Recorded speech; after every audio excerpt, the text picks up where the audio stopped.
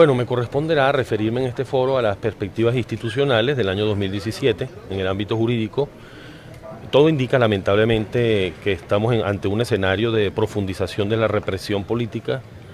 una profundización del desconocimiento del Estado de Derecho y de las garantías fundamentales de la Constitución. Las últimas sentencias de la Sala Constitucional del Tribunal Supremo de Justicia van en esa dirección porque pues amenazan directamente a los diputados con el encarcelamiento, sin respeto al debido proceso, porque de manera sistemática estas sentencias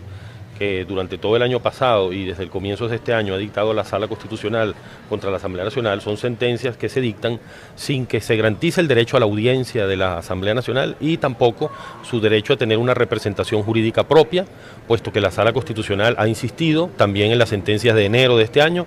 en que esa representación de la Asamblea Nacional la ejerce el Procurador General de la República, es decir, un funcionario adscrito al Poder Ejecutivo y que en ningún caso pudiera defender desde la autonomía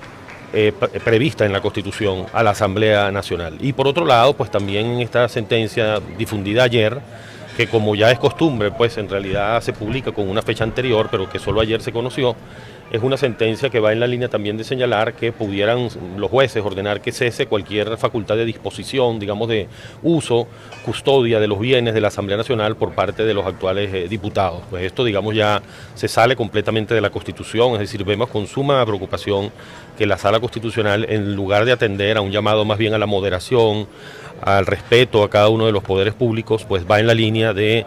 triturar ya definitivamente el orden constitucional y ser ella protagonista de ese desmantelamiento de la institucionalidad democrática. Bueno, ya en la sentencia número 2 que dictaron este año, cuando la Sala Constitucional solicita información al Consejo Nacional Electoral sobre la distribución de los diputados por partido político, estaba como asomándose la posibilidad de alguna decisión en ese sentido de la Sala Constitucional. Sería pues algo también gravísimo porque hay una autonomía clara en la Constitución de la Asamblea Nacional para la elección de sus autoridades y en ningún caso pudiera invadir la Sala Constitucional esas competencias. Algo que está clarísimo es la voluntad que manifestó la plenaria, es una elección ya realizada en la cual se decidió quiénes eran los directivos de la Asamblea Nacional y eso debe respetar. No, la sentencia en realidad, la última sobre todo, anuncia pues medidas ya incluso de carácter represivo directamente de encarcelamiento, medidas para dificultar pues la custodia de los bienes de la Asamblea incluso por los diputados, es decir, realmente ya se sale de toda razonabilidad jurídica, de toda racionalidad jurídica, y entonces es un terreno ya meramente fáctico, con lo cual es muy difícil hacer cualquier previsión desde el punto de vista constitucional. O sea, por un lado pues hay que estar atentos a que no se pretenda a través de esta delegación burlar algunos procedimientos que están claramente establecidos en la Constitución, como la adopción de determinadas decisiones en Consejo de Ministros. Por otro lado, hay una norma que prevé una delegación ya con un carácter bastante genérico o residual.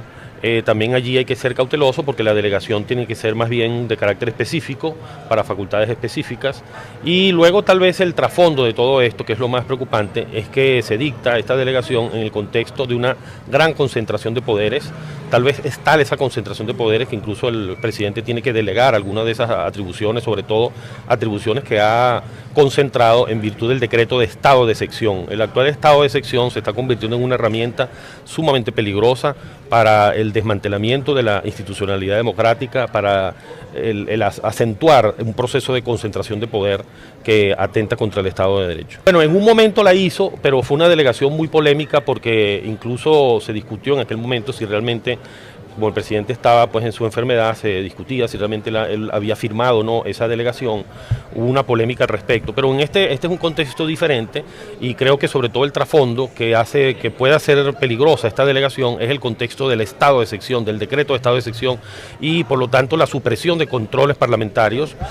que se prevé en los decretos de estado de excepción en relación con la ejecución del presupuesto, un presupuesto que ni siquiera ha podido dictar la Asamblea Nacional, sino que lo ha dictado el propio Ejecutivo en virtud de una autorización que le dio indebidamente la Sala Constitucional. Bueno, de acuerdo con este criterio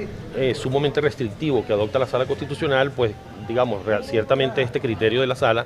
no se correspondería con el que se manejó en la Asamblea Nacional al momento de declarar el abandono del cargo. Que hay que entender también que la situación de trasfondo es un momento crítico que vivimos en el país y es aquella situación en la cual alguna institución del Estado que tal vez llega al cargo, el titular de la institución llega al cargo por vía democrática, sin embargo, luego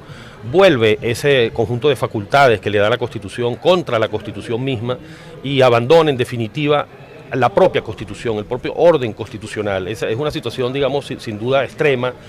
crítica, que no puede presentarse en una institucionalidad saludable que funciona adecuadamente. Pero, digamos, más allá de estas consideraciones, el criterio de la Sala Constitucional es un criterio que reduce las posibilidades de la declaratoria de abandono del cargo.